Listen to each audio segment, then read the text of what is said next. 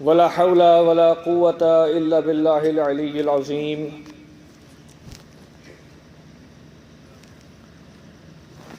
نحمده ونصلي على رسوله الكريم وأهل بيته الطيبين الطاهرين أما بعد فأعوذ بالله من الشيطان الرجيم بسم الله الرحمن الرحيم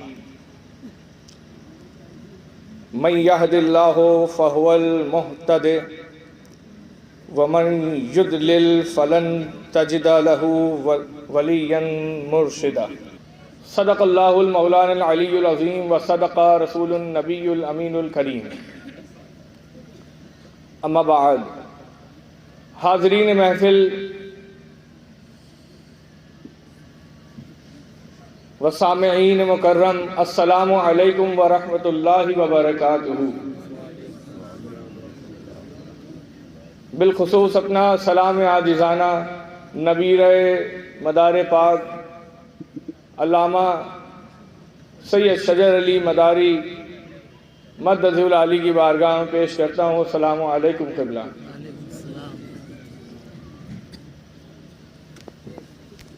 درود پاک پڑھ لیں حصول برکت کے لیے، اور پھر میں اپنی گفتگو کا آغاز کرتا ہوں۔ اللہم صلی علی سیدنا شفیعنا مولانا محمد صلی اللہ علیہ وآلہ وسلم۔ جس وقت میرے ہاتھ میں مائک آیا ہے اس وقت میں اپنی تقریر ختم کر رہا ہوتا ہوں۔ 10 ساڑھے 10 11 بجے مائک آتا ہے تو عموماً 2 گھنٹہ، سوا 2 گھنٹہ، 2.5 گھنٹہ سننے والے اگر رائے بریلی جیسے رائے بریلی میں تھے تو 3.25 گھنٹہ، تو ایسے ہم بولتے ہیں۔ اب مائک آیا ہے 1:45 بجے کے بعد ہاتھ میں، اور ہم نے آج 4 آیت کریمہ پڑھی ہے اور اس کے مطابق تقریر کرنے کو قرار دیا ہے، تقریر کرنا قرار پایا ہے۔ میری عادت یہ ہے بفضل سرکار مرشد کریم سرکار عالم پناہ کے صدقے میں کہ لفظ بازی، جملہ بازی، قافیہ بندی، یعنی خاندان، جان، مان، یہ والی جو تقریریں ہوتی ہیں جملے بازی کی نہیں کر پاتے، ہمیں نہیں آتی۔ آپ مدار العالمین کے چاہنے والے ہیں۔ آج کی تقریر کا جو خاص 4 ٹاپک ہیں، لیکن ان 4 آیت میں سے ایک آیت سے اور ایک حدیث سے میں یہ ثابت کروں گا کہ آپ جو نعرہ لگاتے ہیں دم مدار بیڑا پار، یہ صحیح ہے یا غلط ہے۔ ہم اس پہ بات نہیں کریں گے، ہم اس کی حقیقت پہ بات کریں گے۔ یہاں کون کون دم مدار بیڑا پار کا نعرہ لگاتا ہے؟ ہاتھوں کو بلند کریں۔ ایک بار میرے ساتھ نعرہ لگائیے، نعرہ تکبیر، نعرہ رسالت، نعرہ حیدری، دم مدار، دم مدار۔ اور اگر میری آواز قبلہ سید عرفات علی مداری صاحب کی گوش گزار ہو رہی ہو تو ان سے گزارش ہے کہ جلسہ گاہ میں تشریف لائیں اور میری حوصلہ افزائی کریں۔ آپ کو یہ جاننا ہے یا نہیں کہ دم مدار بیڑا پار لگانا واقعی سچ ہے یا پھر ہماری جوشی عقیدت ہے؟ دم مدار بیڑا پار کا مطلب کیا ہوتا ہے؟ دم مدار، دم یہ لفظ جو ہے اردو اور فارسی میں بے پناہ استعمال ہوتا ہے۔ دم کا معنی ہوتا ہے نعرہ کھینچنا، کہنا، دم لگانا، ایک سانس کھینچنا، ایک جوش بھری آواز نکالنا، اسے کہتے ہیں دم لگانا۔ دم کے ایک اصطلاحی معنی ذکر کے بھی ہوتے ہیں، یعنی ذکر کرنا۔ دم مدار بیڑا پار یعنی مدار کا ذکر کرتے رہیں گے، مدار کا نام بھرتے رہیں گے تو ہمارا بیڑا پار ہوگا۔ یہ ہم نعرہ لگا رہے ہیں، لیکن کیا ہی بہتر ہو کہ یہ نعرہ رسول اللہ کی شریعت میں ثابت ہو جائے۔ بولیے بولیے، آپ ایسی کچھ سننا چاہتے ہیں؟ ایسی کچھ بات آپ سننا چاہتے ہیں؟ ہاتھ اٹھائے کون کون سننا چاہتا ہے؟ جاگتے رہیے گا۔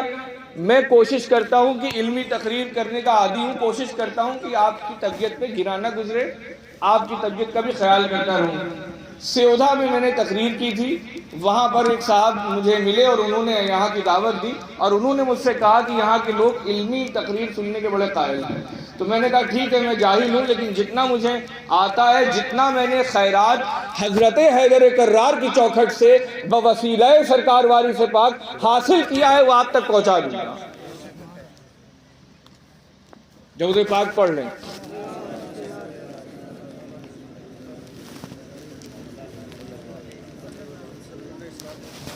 میں نے 4 آیتیں کریمہ پڑھی، ان اس میں سے ایک آیت کریمہ ہے کہ قد جاءکم من اللہ نور و کتاب مبین. تقریر شروع ہو رہی ہے، میرے ساتھ رہیے گا، میرے ساتھ ساتھ چلیے گا، ہم وہاں پہنچائیں گے جہاں ہم پہنچ کر یہ سنانے آئے ہیں. قد جاءکم، یہ آیت کریمہ ہر مسلمان نے بچپن سے لے کے اپنی اس عمر تک، چاہے 20 سال کا ہو چاہے 60 سال کا ہو، اس نے اس آیت کریمہ کے حوالے سے میلاد سن رکھا ہے. یہ مشہور آیت کریمہ ہے. قد جاءکم من اللہ نور و کتاب مبین. قد تحقیق، جان لو، بے شک، یقیناً، جاءکم تمہارے درمیان آیا. کیا آیا؟ نور اور روشن کتاب. کتاب مبین، بین کتاب، کھلی کتاب، ایسی کتاب جو حق اور باطل میں امتیاز کرتی ہے، ایسی کتاب جو آپ کو حرام و حلال سکھاتی ہے، ایسی کتاب جس نے کفر میں زلزلہ برپا کر دیا، ایسی کتاب جس نے ظلمات کے اندھیرے کو دور کر کے مومنوں کے قلب کو منور کیا. ایسی روشن بین کتاب آئی آپ کے پاس. اللہ کہہ رہا ہے قد جاءکم. اصول قرآن سیکھیے. قد کہتا ہے، اللہ کہہ رہا ہے قد. اور قد لفظ کہیں بھی استعمال ہوتا ہے عربی، جو زبان عربی بولتے ہیں، عرب میں جب کسی کو یقین دلانا ہوتا ہے کہ ہم جو بات کہہ رہے ہیں وہ سچی ہے، جھوٹی نہیں ہے، تو قسم کھاتے تھے، کہتے تھے واللہ، یا کہتے تھے قد، یا کہتے تھے لقد. اللہ نے انہی لوگوں کو انہی کی زبان میں سناتے ہوئے تھا قد جاءکم. ہوشیار رہو، یقین جان لو کہ تمہاری زبان میں اللہ کہہ رہا ہے کہ تمہارے پاس آیا ایک نور آیا، اور روشن کتاب یعنی قرآن آئی. اللہ حکیم ہے کہ نہیں ہے؟ اس کا کوئی کام حکمت سے خالی نہیں ہوتا. میرا سوال یہ ہے کہ اللہ نے پہلے نور کو رکھا، بعد میں کتاب کو رکھا، کیوں؟ جاگ رہے ہیں؟ کیوں رکھا بھائی؟ جاننا چاہتے ہیں؟ ہاں تو بھائی، اللہ نے یہ نہیں کہا قد جاءکم من اللہ نور و کتاب مبین کہا، یہ نہیں کہا کہ پہلے کتاب آئی. قد جاءکم من اللہ کتاب و نور یا کتاب مبین و نور، ایسا نہیں کہا. اللہ نے پہلے کتاب کا ذکر نہیں کیا، پہلے نور کا ذکر کیا. کیوں کیا؟ اور ہم سب جانتے ہیں کہ یہاں پر نور سے مراد نور مصطفیٰ ہے، اور کتاب سے مراد قرآن ہے. یہ ہم بچپن سے سنتے آ رہے ہیں، لیکن سوال یہ ہے کہ کتاب بعد میں نور پہلے کیوں؟ وہ اس لیے کہ اگر آپ کتاب کھول کے بیٹھ جائیں اور آپ کے سامنے نور نہ ہو تو آپ کتاب کیسے پڑھیں گے؟ یعنی جس نور سے آپ کو قرآن سمجھ میں آئے گا، جس نور سے آپ کو قرآن کی تفہیم ہوگی، جس نور سے آپ کو قرآن کے الف لام میم کے راز سمجھ میں آئیں گے، وہ نور مصطفی ہے. اس نور کے بنا آپ قرآن نہ پڑھ سکتے ہیں نہ سمجھ سکتے ہیں. اللہ نے اس لیے قرآن کو بعد میں ذکر کیا، نور کو پہلے کیا. نور کو پہلے ذکر کر کے بتا دیا قرآن اپنی جگہ ہے، مگر اس سے پہلے اگر کسی کا ذکر ہے تو میرے محبوب کا. وہ نور مصطفی، وہ نور علا نور دنیا میں جب تک رہا لوگوں کو نور سے نور پڑھاتا رہا. قرآن بھی نور ہے، قرآن سکھاتا رہا، قرآن پڑھاتا رہا. میرے دوستو عزیزوں، قرآن پڑھاتا رہا، لیکن جب وہ نور دنیا سے گیا تو کس کے ذمہ امت کو کر کے گیا؟ اب کون قرآن پڑھائے گا؟ بتائیے، اب کون قرآن پڑھائے گا؟ اب نور کی جگہ کوئی نور لے سکتا ہے، خاک نہیں لے سکتا. نور کو کوئی نور ہی ہٹا سکتا ہے. یہ بات میں نہیں کہہ رہا ہوں، یہ بات قرآن میں سورہ بقرہ میں اللہ نے کہا کہ جب اللہ اپنی ایک نشانی کو ختم کرتا ہے، اپنے ہوش کو سمیٹ کے رکھیے، سنیے، اللہ قرآن میں سورہ بقرہ میں کہہ رہا ہے کہ وہ جب اپنی کسی نشانی کو ختم کرتا ہے تو یا تو اس سے بہتر نشانی پیش کرتا ہے یا اس کے برابر کی نشانی لاتا ہے. تو جب وہ نور ازلی، نور مصطفی دنیا سے گیا تو قرآن تو باقی رہی نا. وہ کتاب مبین جو دنیا میں آئی تھی، رسول اللہ کے ساتھ آئی تھی، وہ تو باقی تھی. مگر نور مصطفی جب روپوش ہو گیا، دنیا سے چلا گیا، تو اس نور کے بدلے کون سا نور آیا؟ وہ کون آئے جنہوں نے نور بن کر قرآن کا درس دیا؟ تو آئیے قرآن میں اللہ کہہ رہا ہے فآمنوا باللہ ورسولہ والنور الذی انزلنا، کہ ایمان لاؤ اللہ پر. کس پر؟ بولیے. ایمان لاؤ اللہ پر اور اس کے رسول پر اور اس نور پر جو نازل کیا گیا ہے. میں آپ سے عرض کرتا ہوں اس کی تفسیر میں جتنی بھی تفاسیر ہیں، ایک تفسیر میں پیش کرتا ہوں کہ کتاب ولایہ میں امام طبرانی لکھتے ہیں کہ حضرت زید ابن ارقم نے یہ آیت جب سنی تو رسول اللہ کے پاس تشریف لے گئے. فرمایا یا رسول اللہ کہ میں نے سنا کہ آپ نے ارشاد فرمایا کہ ہمیں ایمان لانا ہے اللہ پہ اور اس کے رسول پر، یعنی آپ پر، وَنُورِ الَّذِي أَنزَلْنَا، اور اس نور پر جو کہ نازل کیا گیا ہے. یا رسول اللہ یہ سمجھ میں آ گیا کہ اللہ پہ ایمان لانا ہے، آپ پر ایمان لانا ہے، لیکن ہم نہ سمجھے وہ کون سا نور ہے جس پر ایمان لانا ہے. تو رسول اللہ صلی اللہ علیہ وسلم نے کہا زید ابن ارقم یہ کون کھڑے ہیں میرے بغل میں؟ زید ابن ارقم نے دیکھا تو علی ہے. اب مولا کائنات کی پشت مبارک پہ رسول اللہ نے دست مبارک کو رکھا اور فرمایا وہ نور جس پر ایمان لانا ہے وہ علی ابن ابی طالب. آپ مولا کا ذکر اتنی ہی خاموشی سے سنتے ہیں.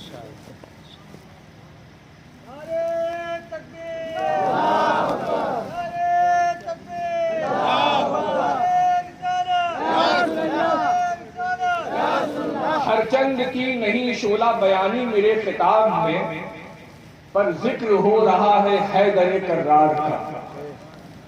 آپ کے ایمان کا بھی امتحان اس میں پوشیدہ ہے کہ آپ جوش و ولولے کے ساتھ سنتے ہیں یا خاموشی سے سنتے ہیں.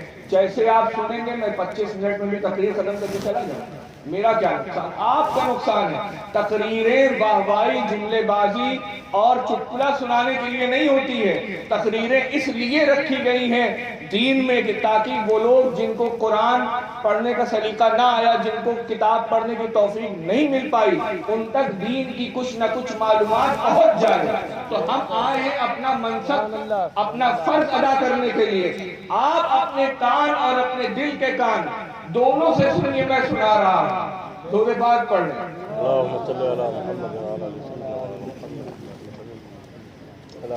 رسول اللہ نے فرمایا وہ نور جس پر ایمان لانا ہے وہ علی ابن ابی طالب ہے. قرآن سے ثابت ہوا کہ مولا کائنات نور ہے. تو اب یہ کہہ رہا ہوں میں کہ جب وہ نور ازلی یعنی رسول اللہ دنیا سے تشریف لے گئے تو کس نے قرآن پڑھایا، کس نے قرآن سکھایا؟ علی نے سکھایا. یہ بات میں نہیں کہہ رہا ہوں. عبداللہ ابن مسعود صحابی رسول جلیل القدر صحابی، فتویٰ دینے والے صرف 10 صحابی تھے. یعنی رسول اللہ کے زمانے میں صحابیوں میں 10 صحابی تھے جو صاحب فتویٰ تھے، مفتی تھے. اس 10 میں سے ایک کا نام عبداللہ ابن مسعود ہے. ان کے شاگرد جو ہے وہ امام ابو حنیفہ کے استاد ہیں.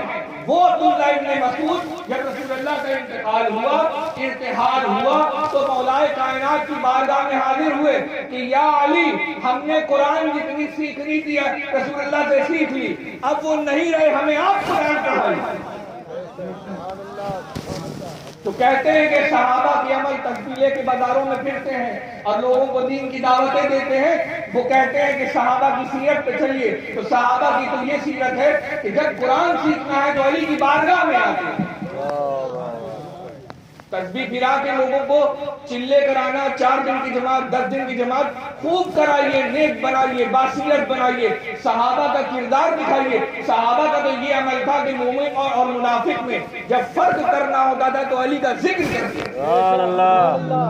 یہ صحابہ کا عمل ہے. ہے بھائی؟ ابو سعید خدری کہتے ہیں ہمارے درمیان کوئی جبہ و دستار میں ہمارے جیسے لباس آ جاتا تو ہم اس کے سامنے علی کا ذکر کرتے، اگر چہرہ گلاب کی طرح کھل جاتا تو ہم سمجھ جاتے کہ مومن ہے، اور اگر اس کے چہرے پہ پھٹکار اور لعنت کے آثار دکھتے تو ہم سمجھ جاتے کہ وہ منافق ہے۔ یہ نہ سمجھیے گا منافق ہے تو ہلکا ہے، منافق کافر سے بڑا گنہگار ہے۔ جی منافق کافر سے بڑا گنہگار، پورے وثوق سے ذمہ داری سے کہہ رہا ہے۔ وہ جس نے قرآن سکھایا وہ علی ابن ابی طالب ہے۔ یہ باتیں میں نے ابھی آپ کو قرآن اور حدیث کے حوالے سے بتایا۔ آئیے ایک مستند حدیث آپ کے سامنے پیش کرتا ہوں کہ اس کو آپ نے مجھ سے پہلے 50 بار سن رکھا ہوگا کہ رسول اللہ صلی اللہ علیہ وآلہ وسلم جب دنیا سے جانے لگے تو اپنے مسلمانوں کو یعنی صحاباؤں کو جمع کیا، اصحاب کرام کی محفل جمع ہوئی، صحابہ کے سامنے حضور نے کیا فرمایا؟ انی تارک فیکم الثقلین کتاب اللہ و ہجرتی، انی تارک فیکم الثقلین کتاب اللہ و بیتی، میں تمہارے درمیان آپ کے نہیں، فیضان وارثی کے سامنے نہیں، کس کے درمیان بولیے؟ صحابہ کے درمیان۔ صحابہ سے کہہ رہے ہیں، رسول اللہ کہہ رہے ہیں کہ سنو سنو، میں دنیا سے جا رہا ہوں تو یہ مت سمجھنا تمہیں اکیلا چھوڑ کے جا رہا ہوں، ارے میں تو رہبر کامل ہوں، میں نہیں رہوں گا تب بھی تمہاری رہبری کا انتظام کر کے جا رہا ہوں تاکہ تم گمراہ نہ ہو سکو، قیامت میں میرا دامن پکڑ نہ سکو، یہ نہ کہہ سکو کہ یا رسول اللہ آپ نے کار رسالت پورا انجام نہیں دیا، آپ نے اپنے بعد یہ نہیں بتایا کہ میری ہدایت کون کرے گا، ہمیں راستہ کون چلائے گا، یہ نہیں بتایا، ایسا کوئی نہیں کہہ سکتا۔ اسی لیے رسول اللہ نے صحابہ کے سامنے، آپ کے سامنے نہیں، اسارہ والوں کے سامنے نہیں، الہ آباد والوں کے سامنے نہیں، مدینے کے صحابی کے سامنے اصحاب کی جماعت سے کہا کہ اے اصحاب سنو، تمہارے درمیان میں قرآن اور اہل بیت کو چھوڑ کے جا رہا ہوں، ان کو مضبوطی سے پکڑ لو گے تو گمراہ نہیں ہوگے، قربان جائیے، صحابہ محتاج ہیں اہل بیت کے کہ وہ ان کی پیروی کرے تاکہ حق پا جائے۔ کس سے بات کر رہے ہیں؟ رسول اللہ نے حضرت ابوبکر سے فرمایا، رسول اللہ نے کیا کون کون اس محفل میں؟ معلوم ہے یہ حدیث تب ارشاد فرمائی جس خطبے میں من کنت مولا فہذا علی مولا کہا تھا، 40,000 صحابہ موجود تھے، حضرت عثمان موجود، حضرت ابوبکر موجود، حضرت عمر موجود، تمام جلیل القدر صحابہ موجود۔ صحابہ سے کہہ رہے ہیں کہ اگر تم لوگ یہ چاہتے ہو کہ گمراہ نہ ہو، تم لوگ یہ چاہتے ہو کہ گمراہی سے بچ جاؤ، ہدایت کو پا جاؤ، تو قرآن کو اور میری اہل بیت کو مضبوطی سے پکڑ لینا۔ یہی وجہ تھی کہ عبداللہ ابن مسعود کہتے ہیں کہ میں نے 70 سورتیں 114 میں سے 70 قرآن کی سورتیں رسول اللہ سے پڑھی اور سیکھی، قرآن اس کے پاس ختم کیا جو کائنات میں رسول اللہ کے بعد سب سے افضل، یعنی علی ابن ابی طالب کے پاس۔ قرآن سیکھنا ہے، انا مدینۃ العلم وعلی بابھا، انہی کے پاس آنا پڑے گا۔ امام ابو حنیفہ کے حوالے سے ہمارے بڑے بھائی، ہمارے عزیز، ہمارے دوست قبلہ محترم سید عرفات علی مداری صاحب ارشاد فرما رہے تھے کہ حضرت امام ابو حنیفہ شہید اہل بیت ہیں، غلام اہل بیت ہیں۔ میں آپ سے عرض کرتا ہوں امام ابو حنیفہ کے 3000 شاگرد خود مجتہد تھے، یعنی اس پوسٹ اور رتبے پہ تھے کہ جس پہ خود امام ابو حنیفہ تھے، 3000 شاگرد ان کے مجتہد، اور وہ امام ابو حنیفہ قرآن نہیں جانتے تھے، قرآن جانتے تھے، حدیث جانتے تھے، فقہ جانتے تھے، تمام علم دین کو جانتے تھے، اس کے باوجود امام جعفر صادق کی بارگاہ میں گئے اور آپ کے سامنے زانو تلمس طے کیا اور کہتے ہیں کہ اگر میں ان کی بارگاہ میں 2 سال نہ رہتا تو میں یہ نعمان ہلاک ہو جاتا، لولا سنتان لہلک نعمان، اگر امام جعفر کی بارگاہ میں نے وہ اپنی زندگی کے آخری 2 سال گزارے نہ ہوتے تو میں ابو حنیفہ ہلاک ہو جاتا۔ ہلاک ہونا کہتے ہیں عربی میں بے ایمانی کی موت کو۔ آپ دیکھیے نسبت رسول اور آل رسول کیا شائع ہے کہ بندہ امام ہے، بندہ عالم ہے، بندہ مجتہد ہے، لیکن کہہ رہا ہے کہ میرے علم نے مجھے نہیں بچایا، میرے تقوی نے مجھے نہیں بچایا، میری فکر نے مجھے نہیں بچایا، میرے قرآن پڑھنے نے مجھے نہیں بچایا، میری کسی نیکی نے مجھے نہیں بچایا۔ اگر مجھے بچایا ہے تو امام صادق آل رسول کی غلامی نے بچایا۔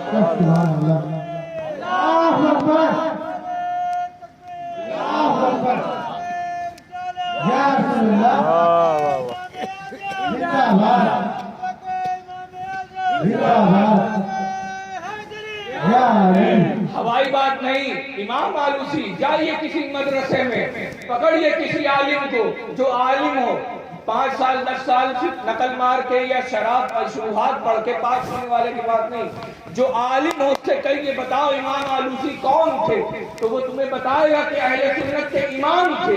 امام سید محمود آلوسی بغدادی اپنی کتاب اپنی تفسیر روح البیان میں لکھتے ہیں کہ امام ابو حنیفہ نے فرمایا لولا سنتان لہلک نعمان، اگر 2 سال ابو حنیفہ امام صادق کی خدمت میں نہ رہتا تو ہلاک ہو جاتا۔ تو 2 سال کس طرح امام ابو حنیفہ نے گزارے؟ آپ کے لیے سبق ہے کہ آج آپ کے درمیان اگر امام جعفر صادق نہیں ہے تو ان کی اولادیں موجود ہیں۔ امام ابو حنیفہ سے آپ ادب سیکھیے۔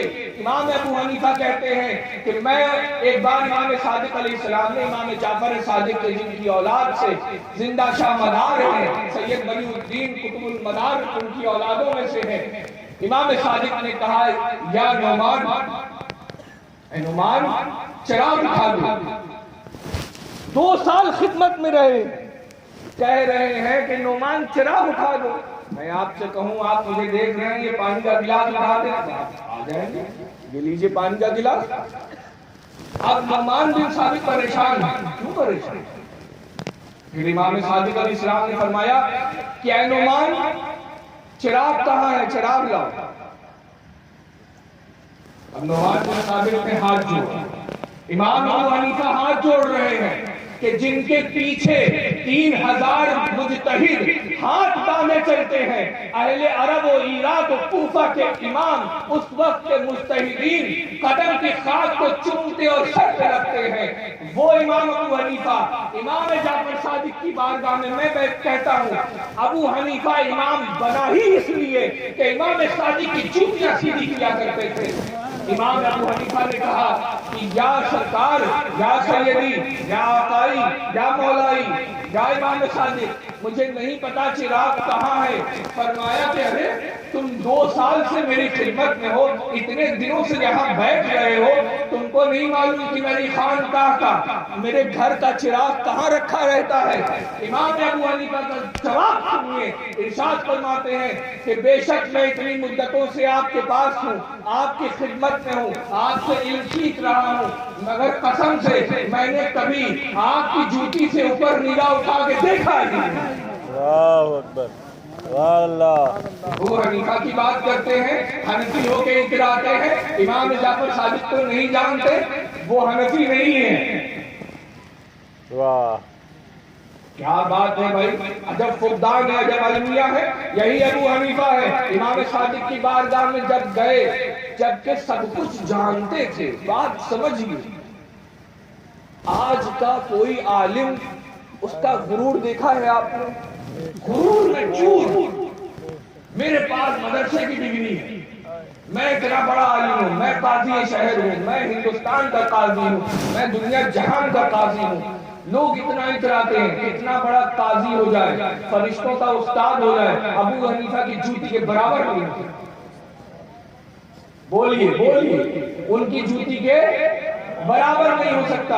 ابو حنیفہ وہ کیا کہتے ہیں کہ میں جب امام صادق کی بارگاہ میں گیا تو میں نے ان سے وضو کرنا سیکھا، ہم اور آپ جن کے طریقے پہ بتائے ہوئے طریقے پہ مسلک پہ چل کے نماز پڑھتے ہیں، وضو کرتے ہیں، روزہ کھولتے ہیں، حج و زکوٰۃ کے مسائل ادا کرتے ہیں، وہ امام ابو حنیفہ اپنے عمر کے آخری زمانے میں، یعنی بچپنے میں، تب کہ جب مجتہد ہو چکے تھے، تب بولیے مجتہد عالم بزرگ ایسے کہ جن جو چلتے تھے تو ان کے پیروں کے نیچے فرشتے اپنے پر بچھاتے تھے. یہ میں مبالغے میں نہیں کہتا ہوں، یہ قرآن میں حدیث پاک میں کہ طالب علم جب چلتا ہے تو فرشتے اپنے پر بچھا دیتے ہیں. علم سیکھنے والے کے ساتھ یہ ہوتا ہے کہ فرشتے اس کے لیے پر بچھائیں، تو جو علم سکھاتا ہو ابو حنیفہ اس کے لیے فرشتے کیا کرتے ہوں گے. ایسا ابو حنیفہ امام صادق کی بارگاہ میں گیا اور کہتا ہے کہ جب میں ان کی بارگاہ میں گیا تو امام جعفر صادق نے مجھے وضو کرنا سکھایا. جب میں نے ان کے بتائے ہوئے طریقے سے وضو کیا تو میں نے آنکھوں سے دیکھا کہ میرے گناہ جھڑ رہے تھے.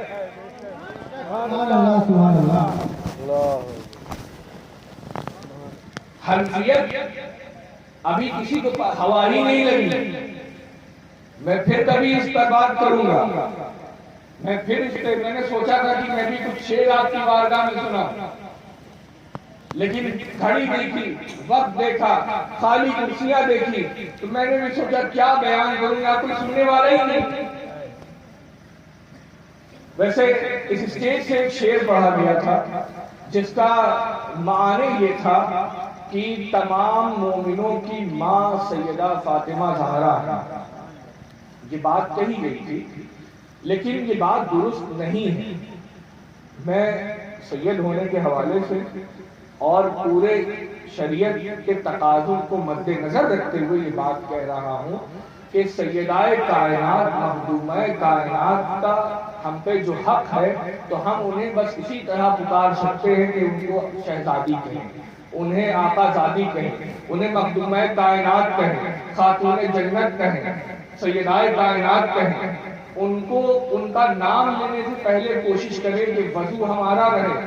یہ میرا کہنا نہیں ہے، یہ اولیاء کرام کا عمل ہے کہ اولیاء کرام نے بے وضو کبھی سیدہ کائنات کا نام نہیں لیا. اور میں عرض کرتا چلوں کہ سیدہ کائنات خاتون جنت حضرت سیدہ زہرا کو ماں کہنے کا حق صرف 4 شخصیتوں،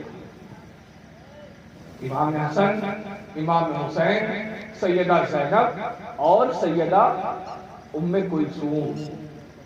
اس کے بعد ہماری ضرورت نہیں ہے، ہماری وسعت نہیں ہے کہ ہم انہیں اس طرح پکاریں. درود پاک پڑھیں. ایک بار بابا سے بلند درود پاک پڑھیں تاکہ مجھے لگے کہ آپ سننا چاہتے ہیں. میں کئی تقریر سمجھ لیں.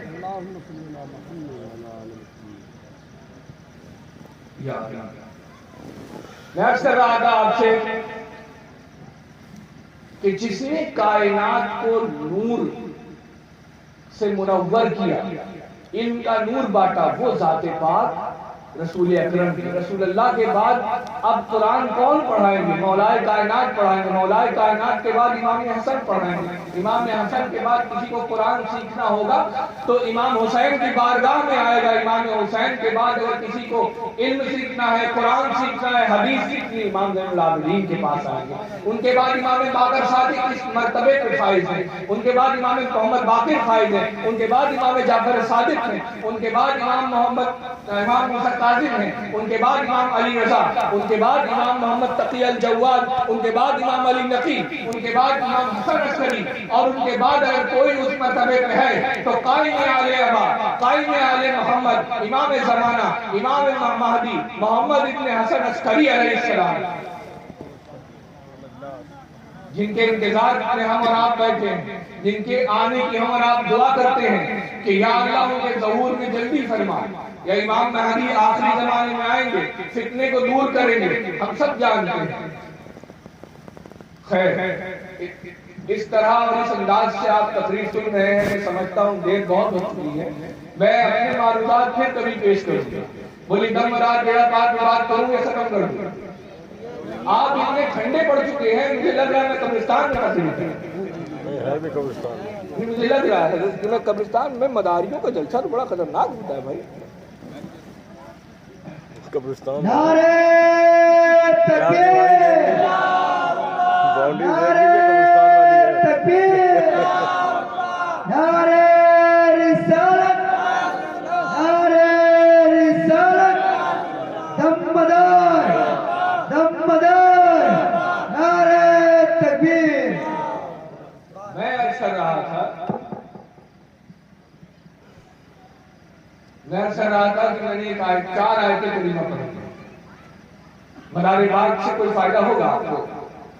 آپ کو پیر کی ضرورت ہے کاہے؟ مدار باغ آپ نے کیا کہا؟ آپ بلا وجہ مدار بیڑا پار نعرہ لگا رہے ہیں. ارے جس کے نام کا نعرہ لگا رہے ہیں وہ خود صاحب شریعت ہے. اس سے جڑیے تو کچھ علم بھی حاصل کیجیے. ان کی بارگاہ میں جائیے تو دعا کریے، یا تو مجھے علم سکھائیے، یا تو ایسے کے پاس بھیجیے جس کے پاس آپ کا علم ہو. مدار باغ ایسا نہیں ہے کہ ایک ایسے بابا اور صوفی تھے کہ جو زندگی بھر تسبیح لے کے اللہ اللہ کرتے تھے. انہوں نے علوم شریعت کا درس بھی دیا ہے. ان کی عبادتوں کا مت سوچیے. اولیاء کرام کا ایک ظاہر ہوتا ہے، ایک باطن ہوتا ہے. ظاہر کسی بھی کام میں لگا ہو، باطن صرف اللہ اللہ میں لگا ہوتا ہے. سمجھے آپ؟ وہ باقاعدہ صاحب حال، صاحب شریعت کہتے ہیں رسول اللہ کو. رسول اللہ کے بعد کسی کو صاحب شریعت کہا جائے گا تو صرف اس کو کہا جائے گا جو رسول اللہ کا جانشین ہے، اس کے بعد شریعت کا علم ہوگا. میں نے قرآن کی ایک آیت پڑھی، سننا چاہیں گے؟ میں نے خطبے میں پڑھی تھی. من یہد اللہ فہو المہتدی ومن یضلل فلن تجد لہ ولیا مرشدا. پیر چاہیے نا ہر کسی کو، مرشد چاہیے نا. آج کے بعد ان لوگوں سے آنکھ میں آنکھ ملا کے کہیے گا جو کہتے ہیں تم مرید کیوں ہوتے ہو، پیر کی ضرورت کیا ہے، یہ تم پیر و مرشد کا سلسلہ کیوں چلاتے ہو، تو اس سے کہیے گا کہ میرے بھائی تم مسلمان ہو. تو کہے گا ہاں مسلمان نے کہا قرآن پڑھا ہے، تو کہے گا اطلاع کہ ہاں میں نے قرآن پڑھا ہے. شاید یہ بھی غرور میں کہہ دے کہ تم سے زیادہ پڑھا ہے، تو کہیے گا بالکل تم نے مجھ سے زیادہ پڑھا ہے. تو تم نے یہ آیت نہیں پڑھی کہ جس میں اللہ یہ کہہ رہا ہے کہ اللہ جس کی ہدایت کا انتظام کرے، ارادہ کرے تو اس کو ہدایت مل جاتی ہے. دھیان سے سنیے گا. اور جس کے لیے گمراہی کا فیصلہ کر لے تو وہ اپنی نجات کے لیے، اپنی مدد کے لیے کوئی ولی اور مرشد نہیں ڈھونڈ پاتا. قرآن میں لفظ ولی اور مرشد تکرار کے ساتھ آیا ہے. ولی یا مرشد، یہ آیت کا ترجمہ ہے. آئیے ترجمے کو پلٹ کے دیکھتے ہیں. اللہ نے کیا کہا کہ اللہ جس کی ہدایت کا ارادہ کرتا ہے، بولیے کیا کرتا ہے؟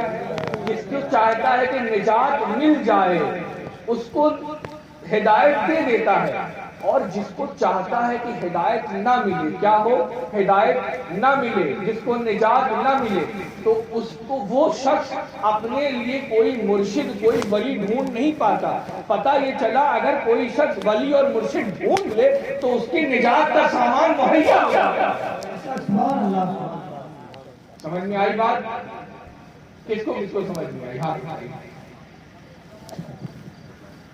مگر مجھے معلوم ہے سب پہ نیند کا غلبہ ہے. اللہ کیا کہہ رہا ہے؟ ابھی آپ کو ہمارے قبلہ شجر علی مداری صاحب، سید صاحب قبلہ آپ کو جگائیں گے، خوب جھمائیں گے، مجھے معلوم ہے. میں اسی لیے بے فکر ہوں کہ کمان ابھی ان کے ہاتھ میں آنی ہے. میں نے عرض کیا اللہ جس کی ہدایت کا انتظام کرتا ہے، ارادہ کرتا ہے تو وہ ہدایت پا جاتا ہے. پھر اسی آیت میں، اور یہ آیت سورہ کہف میں ہے، سورہ کہف میں وہ والی آیت ہے جس میں اصحاب کہف کا واقعہ چل رہا ہے. اصحاب کہف کی نشانی بتائی جا رہی ہے جس میں اللہ نے کہا وہ جو غار میں جا کے 309 سال سو گئے تھے وہ اصحاب کہف اللہ کی نشانی ہے. میں ابھی بہت لطیف بات کہنے جا رہا ہوں، سماعت کو تھما رکھیے گا. میں عرض کر رہا تھا کہ اللہ قرآن میں کیا کہتا ہے کہ جس کی ہدایت کا ذمہ اللہ لے لے، جس کی ہدایت کا انتظام کر لے، ارادہ کر لے تو اس کو ہدایت مل جاتی ہے. انداز پلٹ کے اللہ کہہ رہا ہے کہ جس کو ہدایت نہیں ملنی ہوتی ہے تو وہ اپنے لیے کوئی ولی اور مرشد اور پیر ڈھونڈ نہیں پاتا. پتہ یہ چلا کہ اللہ جس کی ہدایت کا انتظام کرتا ہے اس کو کسی ولی اور مرشد کی بارگاہ تک پہنچا دیتا ہے. سبحان اللہ سبحان اللہ. یہ ہمارا قرآن کا عقیدہ ہے. یہ قرآن سے ہم بات کر رہے ہیں, کسی حدیث سے بات نہیں کر رہے ہیں کہ کل کو مولوی صاحب نے کی حدیث ضعیف ہے, پتہ نہیں بخاری میں ہے کہ نہیں. یہ قرآن ہے.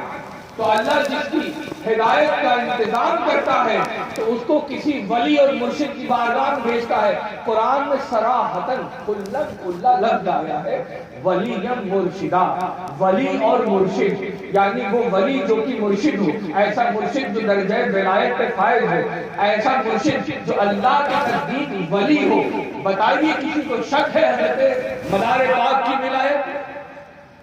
جو ان کی بارگاہ تک پہنچ گیا اس کو نجات مل گئی. جس نے دم مدار کہہ دیا اس کا بیڑا پار ہو گیا. جس نے دم مدار کہہ دیا اس کا بیڑا پار ہو گیا. جس نے دم مدار کہہ دیا یعنی کہ مدار کی بارگاہ میں پہنچ گیا. مدار کی بارگاہ میں پہنچا نہیں, اللہ نے ارادہ کیا کہ وہ اس کا بیڑا پار ہو جائے, اسے نجات مل جائے, اس کی ہدایت ہو جائے, ہدایت حاصل کر لے, تب اس کو اللہ نے بارگاہ مدار العالمین میں پہنچایا. اسی لیے بندہ کہتا ہے کہ دم مدار, میں پہنچ گیا مدار کی بارگاہ میں, اب میرا بیڑا پار ہے. سبحان اللہ سبحان اللہ.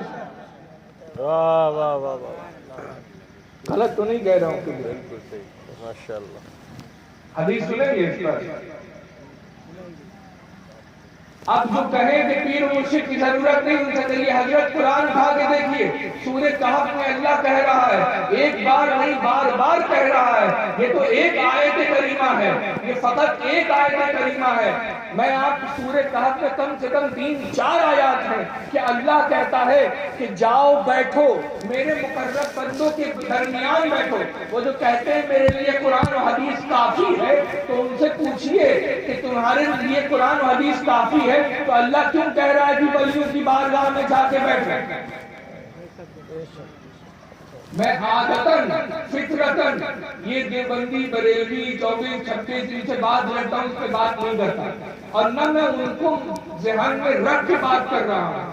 میں یہ دیکھ کے بات کر رہا ہوں کہ مدار العالمین کانفرنس ہے, میں ان کے حوالے سے بات کر رہا ہوں, میں کسی اور کے حوالے سے بات نہیں کر رہا ہوں.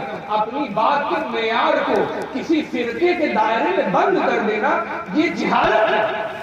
میں نہیں مانتا ان چیزوں کو, کیونکہ قرآن کہتا ہے وَاعْتَصِمُوا بِحَبْلِ اللَّهِ جَمِيعًا وَلَا تَفَرَّقُوا. اللہ کی رسی کو مضبوطی سے تھام لو تاکہ تم گمراہ نہ ہو اور آپس میں فرقے میں مت بٹو.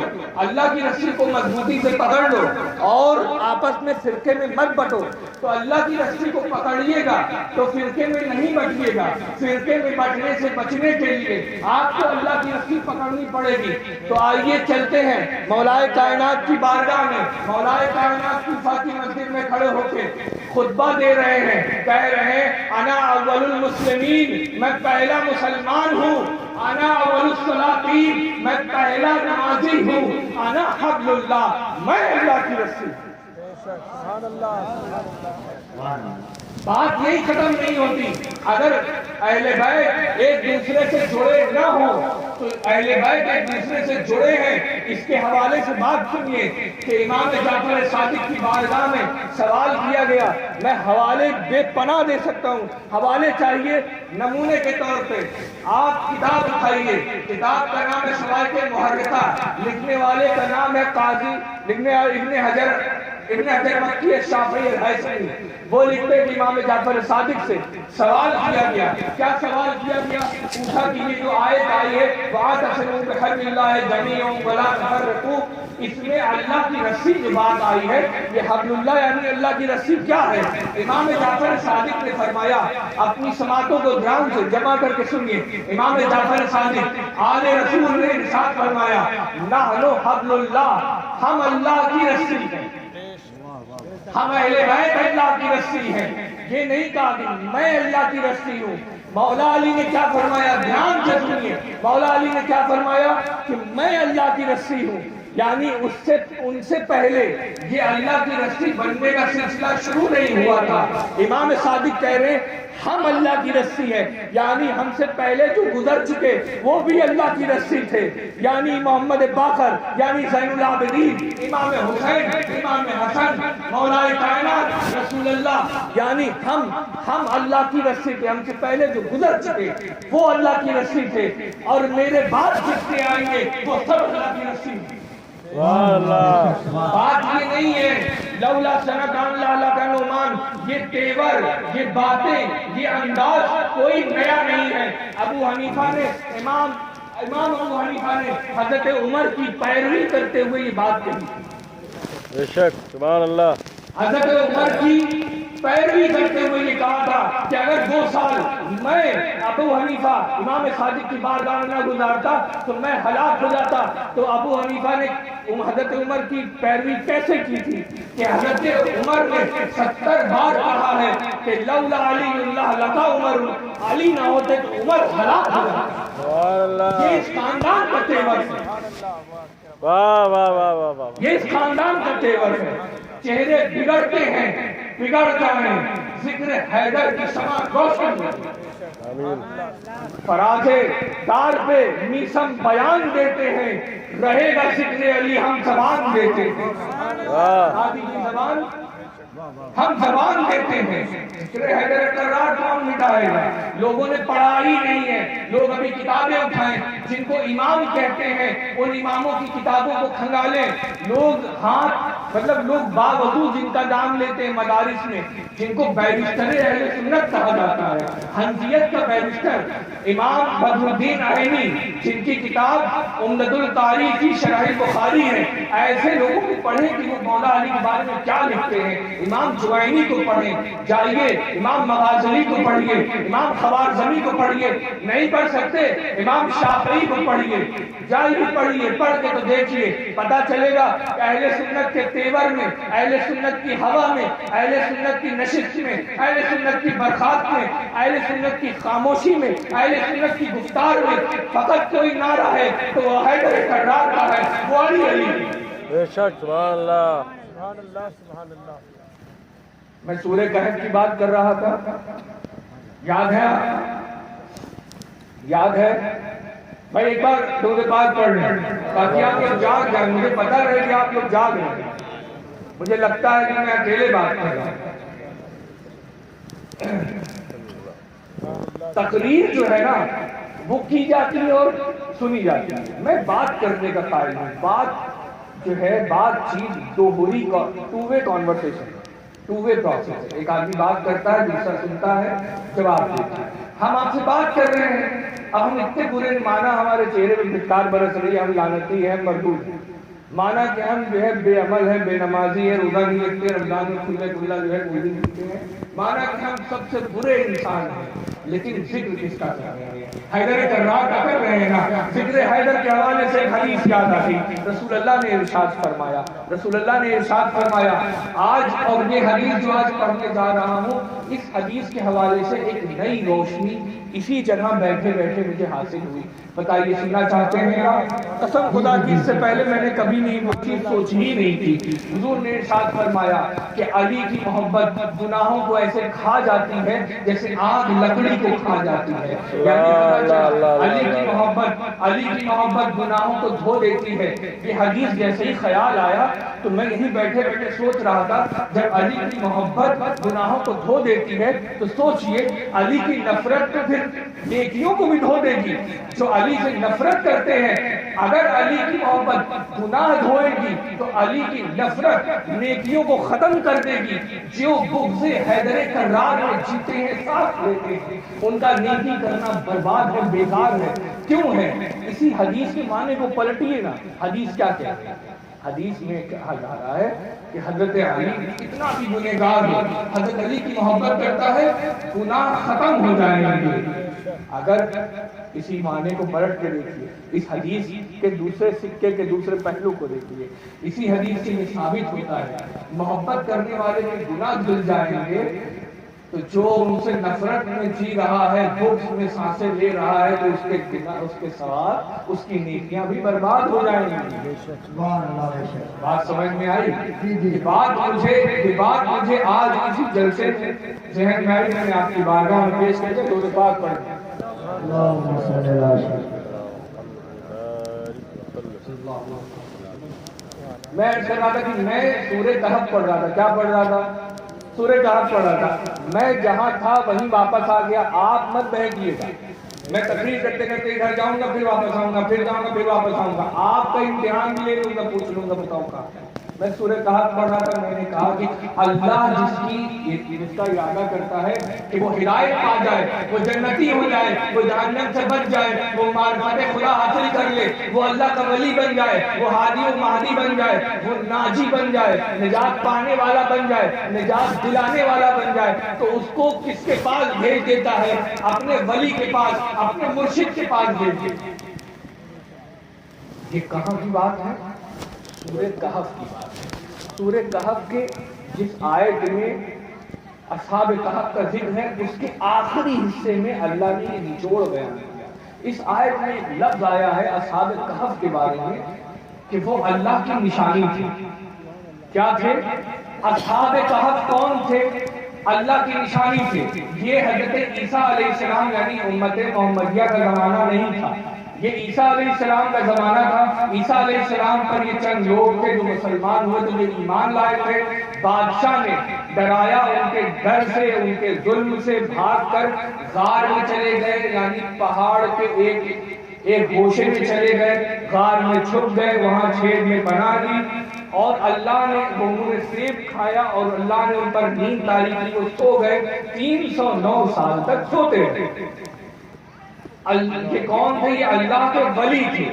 کس امت میں تھے؟ عیسیٰ علیہ السلام کی امت کے ولی ہیں۔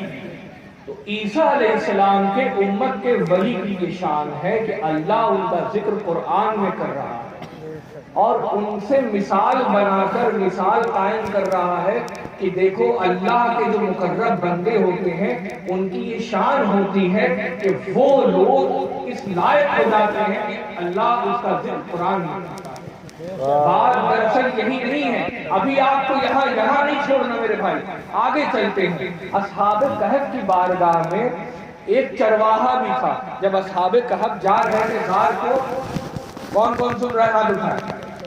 اصحاب کہف جا رہے تھے غار کے لیے، تو ان کے ساتھ ایک چرواہا بھی چلا گیا۔ وہ چرواہا ایمان لایا تھا کہ نہیں لایا تھا یہ ثابت نہیں ہوا ہے۔ بہت دھیان سے، ذمہ داری سے سنیے، ذمہ داری سے بول رہا ہوں۔ اصحاب کہف مسلمان ہوئے تھے۔ ایک چرواہا، یہ بحث ہے کہ وہ مسلمان ہوا تھا کہ نہیں، ایمان لایا تھا کہ نہیں، اس پہ بحث اور اختلاف ہے۔ میں کہتا ہوں لایا تھا تب بھی اور نہیں لایا تھا تو اور اچھی بات ہے۔ آگے جو شان آ رہی ہے وہ سنیں۔ اصحاب کہف جو غار میں جا رہے تھے تو وہ چرواہا بھی ان کے ساتھ چلا گیا۔ وہ چرواہا جب ان کے ساتھ چلا گیا، ان کے ساتھ ان کا کتا بھی چلا گیا۔ یہ آپ لوگوں نے خوب سنا ہے، لیکن کچھ نیا نہ سیکھے تو مزہ کیا۔ علم تو وہ ہے، علم ایک سورج کی طرح ہے کہ جس سے آپ جس طرح سے بھی چاہیں روشنی دیں۔ میں نے عرفانی تقریر، نورانی تقریر، 12 تقریر، قرآنی تقریر، یہ والی تقریر، وہ والی تقریر کی تعلیم نہیں پاتا۔ ایک بار ڈاکٹر طاہر القادری کی علمی جلالت و عظمت کو دیکھتے ہوئے میں نے سوچا کہ اٹھا کے دیکھیں، پڑھیں، تو ایک دو صفحہ شاید میں نے دیکھا ہوگا، میں نے وہ بھی پڑھا نہیں، بڑی ذمہ داری سے پڑھا، مجھے ضرورت بھی نہیں ہے۔ میرے مالک، میرے پیر و مرشد، ان کے دامن کا صدقہ، ان کے قدموں کا، ان کی نالین کا، ان کی گرد پاک کا صدقہ کہ انہوں نے مجھے حیدر کرار کا نوکر بنایا ہے، حیدر کرار کی بارگاہ تک پہنچایا ہے۔ جو وارث علی کا غلام ہے تو اس کا وارث علی ہے۔ واہ واہ واہ واہ۔ میں محتاج نہیں ہوں، بالکل میں بحیثیت فیضان محتاج ہوں علم سیکھنے کا، لیکن میں بحیثیت فیضان وارثی کسی کا محتاج نہیں ہوں۔ جس کا پیر وارث پاک ہے اسے کسی کی ضرورت نہیں۔ سرکار حضور وارث پاک ارشاد فرماتے ہیں اگر مرید ہے تو پیر کے سینے پہ چڑھ کے لے سکتا ہے۔ واہ واہ واہ واہ واہ آپ مرید بنیے، فیض جاری نہ ہوا تو فیضان وارسی کا نام کلو رکھ دیجیے گا، پلو رکھ دیجیے گا، منا رکھ دیجیے گا، چنو رکھ دیجیے گا۔ میں جاہل تھا، میں کسی مدرسے میں نہیں گیا، میں کسی مدرسے میں نہیں گیا۔ سن 2016 میں ایک مدرسے میں گیا تھا، وہاں مولوی صاحب لوگوں کو اتنی تکلیف ہو گئی، اتنی پریشانی ہو گئی کہ وہ جو پڑھانا چاہتے تھے وہ قرآن کے خلاف تھا، تو میں احتجاج کرتا، میں کہتا کہ یہ غلط ہے۔ وہ ایک کتاب پڑھاتے تھے تو ہمارا اسلام، اس میں جو باتیں لکھی تھی وہ رسول اللہ کے شان کے خلاف تھی، میں کہتا تھا یہ ہمارا نہیں تمہارا اسلام ہے۔ سارے مولوی میرے خلاف، مجھ سے کہا کہ مدرسہ چھوڑنا پڑ گیا، میرے خلاف سازشیں کری، مدرسہ چھوڑ دیا۔ مگر وہ بھول گئے کہ انہوں نے اپنے مدرسے کا دروازہ بند کیا، مگر مکتب حیدر کرار کا دروازہ بند نہیں ہوا ہے۔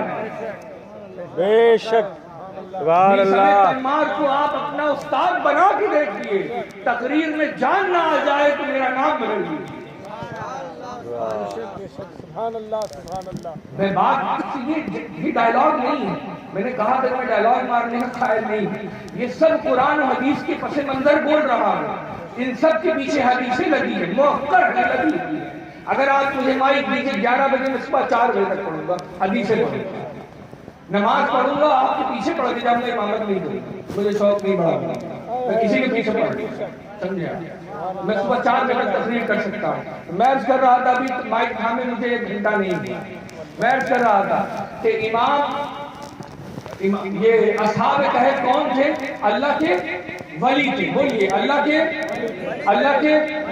عیسیٰ علیہ السلام کی امت میں اللہ کے ولی تھے، عیسیٰ علیہ السلام کے امتی تھے، عیسیٰ علیہ السلام کی امت کے ولی تھے، ان کی یہ شان تھی۔ ان کی شان کیا تھی اس کا اندازہ آپ اس سے لگائیے کہ ان کے ساتھ ایک چرواہا چلا گیا جو ابھی تک ایمان نہیں لایا، اور اس کے ساتھ ایک کتا چلا گیا جو ایمان نہیں لایا۔ وہ سوئے، اصحاب کہف سوئے، چرواہا سویا، کتا سویا، 309 سال تک سوتے رہے۔ 309 سال کے بعد جب اٹھے تو بھوک لگی، سکہ ان کے جیب میں تھا، کہا چلو نان لے کر آتے ہیں۔ بازار گئے، بازار جب گئے تو سکہ دیکھ کر سکہ دیا تو نان والی نے، روٹی والے نے سکہ دیکھا تو کہا بھیا بابا آدم کے زمانے سے آئے ہو؟ وہ لگا بھیا ہم تو ابھی سو کے اٹھے ہیں، 2 گھنٹہ نہیں ہوا ہوگا، یہ کیسی بات کر رہا ہے؟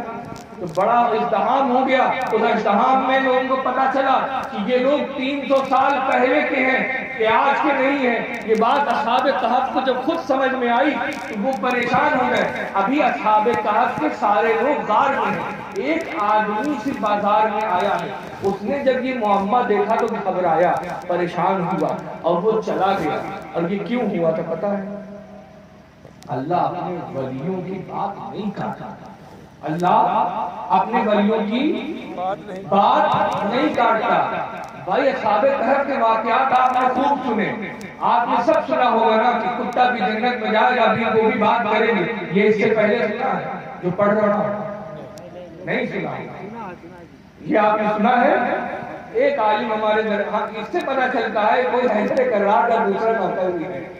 اس مکتب سے جو فیض حاصل کرتے ہیں وہ اسی طرح ہوتے ہیں کہ وہ بات جب کرتے ہیں قرآنی کی تو انداز نیا ہوتا ہے۔ وہ جب گئے وہ پریشان ہو گئے، حیران ہو گئے کہ ہم کیا کریں۔ اصل میں اب جو بات میں کہنے جا رہا ہوں وہ غور سے سنیے۔ ان جتنے لوگ اللہ نے ان پہ نیند کیوں طاری کری، کیوں 300 سال تک سوتے رہے، کیوں اللہ نے ان کو اپنی نشانی قرار دی، کیوں؟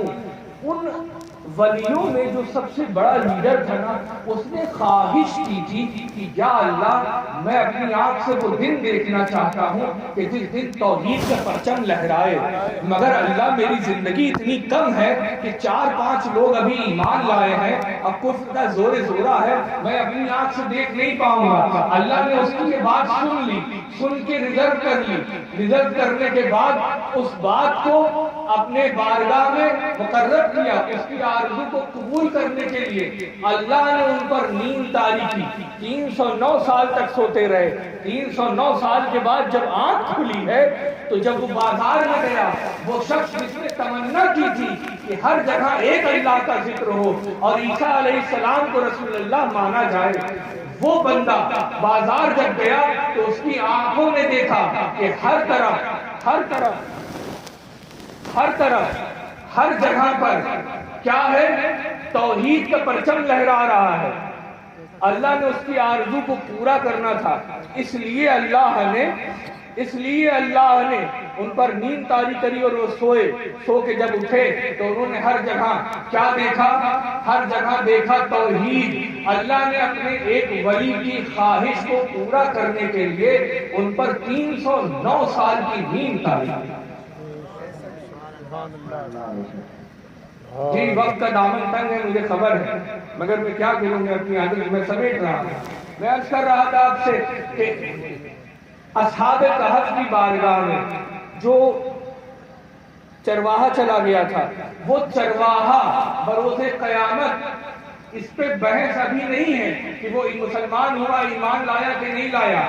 اللہ کہتا ہے کہ اصحاب کہف کے ساتھ جو چرواہا تھا وہ بھی جنت میں جائے گا۔ اب بات صرف یہی نہیں، اصحاب کہف کے ساتھ جو چرواہے کا کتا سو گیا تھا تو اللہ اس کو ایک خوبصورت نوجوان کی شکل عطا کرے گا، ایک خوبصورت نوجوان کی شکل میں اس کو مجسم کرے گا اور اس کو بھی جنت میں داخل کرے گا۔ تو بات یہ کہنے کی ہے کہ ولی کی صحبت میں بیٹھنے والا چاہے وہ ابھی ایمان لایا ہو نہ لایا ہو، اللہ اس کو جنت میں داخل کر دیتا ہے۔ بات صرف ایک انسان کی نہیں ہے، بات اس کتے کی بھی ہے کہ جو انسان نہیں ہے تو اللہ کی غیرت کے لیے گوارا نہیں ہے کہ جو میرے ولی کی حمایت کے لیے، اس کی حفاظت کے لیے اگر کتا بھی آ جائے تو اللہ اس کتے کو انسان بنا کر جنت میں داخل کر دیتا ہے۔ تو یہ بات میں کہہ رہا ہوں تو یوں ہی نہیں کہتا، رسول اللہ نے فرمایا جو جس سے محبت کرتا ہے اس کا انجام اسی کے ساتھ ہوگا۔ اصحاب کہف کے چرواہے، اصحاب کہف کا جو کتا تھا اصحاب کہف کے ساتھ رہتا تھا، ان سے محبت کرتا تھا، ولی سے محبت کرتا تھا۔ رسول اللہ نے فرمایا جو جس کے ساتھ رہتا ہے، جس سے محبت کرتا ہے، حشر میں قیامت کے دن اس کا انجام اسی کے ساتھ ہوگا۔ تو پتا چلا کہ یہ جو کتا جنت میں جائے گا اور چرواہا جنت میں جائے گا صرف اس لیے جائے گا کہ وہ اللہ کے ایک ولی کے ساتھ رہتا تھا اور محبت کرتا تھا۔ یہ شان بنی اسرائیل کے ایک ولی کی ہے۔ اب آگے بڑھیے کہ رسول اللہ ارشاد فرماتے ہیں کہ میری امت کے جو ولی ہوں گے وہ بنی اسرائیل کے نبیوں کی طرح سبحان اللہ سبحان اللہ۔ نہیں پہنچے آپ، میں عرض کر رہا ہوں کہ بنی اسرائیل کے ولی کی یہ شان ہے، بنی اسرائیل کے ولی کی یہ شان ہے کہ اپنے ساتھ بیٹھنے والے کو جنت میں لے کے چلا جائے۔ تو سوچئے بنی اسرائیل عیسیٰ علیہ السلام کی امت کے ولی کی یہ شان ہے کہ اپنے ساتھ ایک کتے کو بھی جنت میں لے کے چلا جائے، اپنے محبت کرنے والے کو جنت میں لے کے چلا جائے۔ تو سوچئے کہ رسول اللہ کی امت محمدیہ کے ولی کی کیا شان ہوگی، ان کے ساتھ بیٹھنے والوں کا کیا حال ہوگا، ان کے ساتھ بیٹھنے والوں کا انجام کیا ہوگا۔ جو اللہ کے ولی سے محبت کرتا ہے، محبت کا تقاضا یہی ہے، عشق کا مطلب یہی ہے کہ وہ عاشق اپنے معشوق سے جا کر مل جائے، سبحان اللہ بے شک عاشق اپنے معشوق سے جا کر مل جائے۔ یہ عشق کا تقاضا ہے۔ جو کوئی اس دنیا میں جس سے بھی محبت کرتا ہے قیامت کے دن اسی کے ساتھ اٹھے گا۔ جو علی سے محبت کرتے ہیں ان کا حشر قیامت میں مولا علی کے ساتھ ہوگا، اور جو مولا علی کے دشمنوں کے نعرے بلند کر رہے ہیں بروز حشر ان کا انجام انہی کے ساتھ۔ واہ واہ واہ واہ، ماشاءاللہ۔ میں کہہ رہا تھا بات کو ختم کرتا ہوں، میں نے 4 آیت پڑھی تھی لیکن آج میں سمیٹ کے میں صرف 2 ہی آیت پر گفتگو کرتے ہوئے میں بات کو ختم کر رہا ہوں۔ بات یہ نہیں ہے، اللہ کے یاد رکھیے یہ جو امت ہے گزری امت سے افضل ہے۔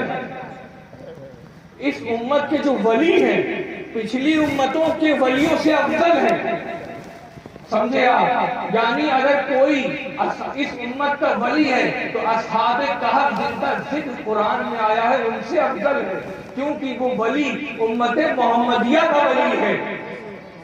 حضور نے کیا فرمایا کہ میری امت کے ولی بنی اسرائیل کے نبیوں کی طرح ہوں گے۔ بنی اسرائیل کا ولی ایسا ہے کہ قرآن میں ذکر ہو رہا ہے، رسول اللہ کہہ رہے ہیں بنی اسرائیل کی نبیوں کی طرح تو میرے امت میں جو اولیاء ہوں گے ان کی شان یہ ہوگی۔ تو بنی اسرائیل کے انبیاء کیسے ہوتے تھے؟ موسیٰ کلیم اللہ ہوتے تھے، اللہ سے بات کرتے تھے۔ یہاں غوث پاک ہیں کہ کہتے ہیں سبحانی معاذم و شانی، اللہ مجھ سے بات کرتا ہے، میں اللہ سے بات کرتا ہوں۔ کہ وہاں دیکھیے بارگاہ عیسیٰ علیہ السلام ہے کہ مردوں کو زندہ کرتے ہیں۔ پھر آئیے غوث پاک کی بارگاہ میں کہ ساتھ چلتے ہیں تو قبرستان کا قبرستان زندہ کر سکتے ہیں اور کر دیتے ہیں۔ بتانا مقصود یہ ہے کہ جو بنی اسرائیل کے انبیاء میں جو شانیں تھیں، اللہ نے وہ شان، وہ بزرگی امت محمدیہ کے ولیوں میں رکھی ہے۔ ایک عام ولی کی شان یہ ہے کہ وہ اپنے ساتھ بیٹھنے والے کو، اپنے ساتھ اٹھنے والے کو، اپنے سے محبت رکھنے والے کو جنت میں لے کے جا سکتا ہے۔ سوچئے جو ولیوں کا سردار ہے، جس کا نام دم مدار ہے، جو مدار العالمین ہے، اس کی شان کیا ہوگی؟ وہ تو اپنے ساتھ بیٹھنے والوں کو ہی نہیں، اپنے کے نیچے اولیاء کو لے کے جائے۔ سبحان اللہ بے شک بابا۔ بات یہی ختم نہیں ہوتی ہے حدیث پڑھ کے۔ ابھی 1 گھنٹہ ہونے کو آیا، میں حدیث پڑھ رہا ہوں اور بات ختم کر رہا ہوں۔ لوگ یہ کہہ دیتے ہیں کہ بھائی جو جس کے زمانے میں تھا اس سے محبت کرتا تھا، اس کا حشر اس کے ساتھ ہو جائے گا۔ اب میرے زمانے میں تو غوث پاک نہیں ہے، مدار پاک نہیں ہے، وارث پاک نہیں ہے، تو میں ان سے محبت بھی کروں تو مجھے کیا فائدہ ہوگا؟ قربان جائیے، رسول عربی نے ارشاد فرمایا کہ جو جس سے محبت رکھتا ہے وہ اسی کے لیے، دوسری روایت پڑھ رہا ہوں کہ جو جس سے محبت رکھتا ہے اسی کے ساتھ قیامت میں اٹھایا جائے گا، چاہے وہ اس کے زمانے میں ہو اور چاہے نہ ہو۔ دم مدار، دم مدار، بیڑا پار۔ دم مدار کا مطلب یہ ہے کہ مدار کو جس نے تھام لیا اس کا بیڑا پار ہو گیا۔ قرآن میں اللہ کہتا ہے کہ وہ کسی کو اپنے ولی کے، جو میں نے آیت پڑھی اس کا نچوڑ کر بیان کر رہا ہوں کہ اللہ یہ کہتا ہے کہ وہ کسی کو اپنے ولی کے پاس پہنچنے نہیں دیتا، کسی کو مرشد نہیں دیتا، کسی کو ولی اور مرشد کی بارگاہ میں نہیں پہنچاتا جب تک کہ اللہ کا یہ ارادہ ہو کہ وہ اس کو بخش دے، اس کی ہدایت کا انتظام کر دے۔ تو سوچئے آپ کے لیے، آپ کے لیے، آپ کے لیے، آپ کے لیے، آپ سب کے لیے اللہ نے سوچا ہے۔ سوچئے آپ کی بھی کیا شان ہے کہ اللہ نے ایک بار آپ کے بارے میں بھی سوچا ہے۔ سبحان اللہ بے شک۔ اللہ نے آپ کے بارے میں سوچا ہے۔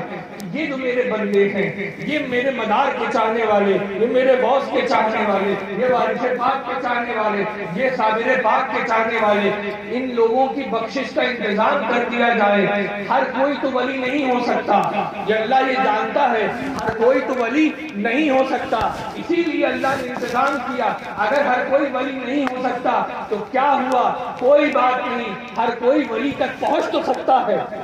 اللہ نے آپ کو پہنچا دیا۔ اللہ، اور یہ تقریر جو آج میں کر رہا ہوں اپنی زندگی میں پہلی بار کر رہا ہوں۔ بات دہرانے کا قائل نہیں، کبھی بھی آزما لیجیے گا۔ جو ہم کو جانتے ہیں وہ جانتے ہیں، جو نہیں جانتے وہ جان لیں کہ حضرت ابو ذر غفاری کا غلام ہے، کہ ابو ذر غفاری حضرت مولا کائنات کی جب شان بیان کرتے تھے تو کعبے میں اس طرح بیان کرتے تھے کہ جو مجھے جانتے ہیں وہ جان لیں، جو مجھے نہیں جانتے وہ سن لیں، میرا نام ابو ذر غفاری ہے اور میں فضیلت مولا کائنات بیان کروں گا۔ جو جانتے ہیں وہ جان لیں اور جو نہیں جانتے وہ جان لیں، میں فیضان وارث ہوں اور میں جو کچھ کہتا ہوں فیضان وارث کی روشنی۔ میں عرض کر رہا تھا آپ کو کچھ بھی کیجئے، کیسے بھی رہیے، وہ بندہ مسلمان نہیں ہوا تھا، ایمان نہیں لایا تھا، صرف ایک ولی کی بارگاہ میں بیٹھنے کی وجہ سے اللہ نے اس کو بخش دیا۔ بات ہے سورہ یوسف کی تفسیر کے تحت میں علامہ اسماعیل حقی تفسیر روح المعانی میں نقل کرتے ہیں کہ یوسف علیہ السلام جب مصر کے بازار میں بکنے کے لیے آئے، تب سے لے کر عزیز مصر یعنی پرائم منسٹر بننے تک جس کسی نے بھی یوسف علیہ السلام کی طرف پیار سے دیکھا، جس کسی نے بھی یوسف علیہ السلام کو پیار سے دیکھا، ان کے سر سے پیار سے ہاتھ پھیرا، ان کو شفقت کی نگاہ سے دیکھا، یہ سوچا کہ بیچارہ کتنا خوبصورت بچہ ہے، کہاں بازار میں بک رہا ہے، کہاں پھنس گیا ہے، اللہ نے کیسی آزمائش میں ڈال دیا ہے۔ جس نے بھی ایسا سوچا، جس نے بھی ایک گلاس پانی پلا دیا، اللہ یہ کہتا ہے کہ اللہ کی غیرت کو گوارا نہیں کہ جس نے یوسف علیہ السلام کے ساتھ نرمی سے پیش آیا، جس نے یوسف علیہ السلام کو پانی پلایا، اللہ کو یہ گوارا نہیں کہ وہ جنت میں نہ جائے، اب وہ جہنم میں چلا جائے، اللہ کو یہ گوارا نہیں کہ وہ دوزخ کی آگ میں جائے۔ سبحان اللہ سبحان اللہ۔ اللہ نے یہ بات نہیں کہی کہ ایمان لایا کہ نہیں لایا، یوسف علیہ السلام کا کلمہ پڑھا کہ نہیں پڑھا، یہ بات نہیں۔ علامہ اسماعیل حقی کہہ رہے ہیں ایمان لایا ہو نہیں لایا ہو، بس ایک نگاہ دیکھ لیا ہو پیار سے، اللہ اس کو جہنم کی آگ سے محروم کر دے گا، اس کے نام میں جنت لکھ دے گا، اس کے حصے میں جنت میں محل تیار کر دے گا۔ تو سوچئے جس نے ایک گلاس پانی پلایا ہو یوسف علیہ السلام کو تو وہ جنتی ہے، اور جس نے 17 سال فخر یوسف محمد عربی کو اپنے دسترخوان سے لقمہ دیا ہو، اس ابو طالب کا حال کیا ہوگا؟ کیا کہنا ہے آپ کا؟ وہ ابو طالب کے بارے میں کیا کہیں گے آپ؟ اس کے بارے میں جو کہتے ہیں کہ جہنمی تھے، وہ اپنی جہالت کا چشمہ اتارے رسول یوسف پر۔ سبحان اللہ بے شک۔ جو کچھ بیان ہوا، میں تو چاہ رہا تھا کہ ابھی آپ کو اور بیان کروں۔ میں نے ایک آیت پڑھی، سلام علی یاسین۔ قرآن کو 7 طرح سے پڑھا جاتا ہے، قرآن کو 7 طرح سے پڑھا جاتا ہے۔ جس قرأت کو ہم لوگ فالو کرتے ہیں، پیروی کرتے ہیں ہندوستان میں، امام ابو حفص کی ہے، امام ابو حفص کی ہے۔ دوسری قرأت میں جب آپ پڑھیں گے تو سلام علی یاسین کی جگہ سلام علی آل یاسین ہوگا۔ اللہ آل یاسین پر، یاسین کی اولاد پر سلام بھیج رہا ہے۔ قرآن میں اللہ نے یاسین کس کو کہا؟ یہ سیدوں کی شان ہے کہ سیدوں کے اللہ نے قرآن کے اندر سلام بھیجا ہے۔ میری تاکید اور اس تقریر کا اختتام فقط اس جملے پر ہے کہ آپ کے زمانے میں رسول اللہ نہیں ہے تو کیا ہوا؟ یادگار رسالت سادات کرام تو موجود ہے۔ اگر آپ کو تمنا ہو کبھی، اگر آپ کو تمنا ہو کبھی رسول اللہ کی زیارت کرنے کا، تو رسول اللہ کی بارگاہ میں عقیدت سے درود شریف پڑھ کے سادات کرام کے چہرے کی زیارت کر لیجئے۔ جو سید کی زیارت کرے گا، میرا عقیدہ ہے رسول اللہ اس کی شفاعت کریں گے۔ جو ان کے ساتھ دوستی رکھے گا، رسول اللہ ان کی شفاعت کریں گے۔ البتہ میں حدیث پاک پڑھ کے بات ختم کرتا ہوں کہ حضور علیہ السلام نے فرمایا کہ میری اولاد میں، یعنی سیدوں میں، میری اولاد میں تم جسے نیکوکار، تقوی گزار، اللہ والا پاؤ تو بس فوراً اس کی پیروی کر لو، اور جس کو تم میری نیکوکار، تقوی گزار اور شریعت پر نہ پاؤ تو اسے میرے اوپر چھوڑ دو، یعنی اب اس کے ساتھ کیا کرنا ہے کیا نہیں کرنا وہ میری ذمہ داری ہے۔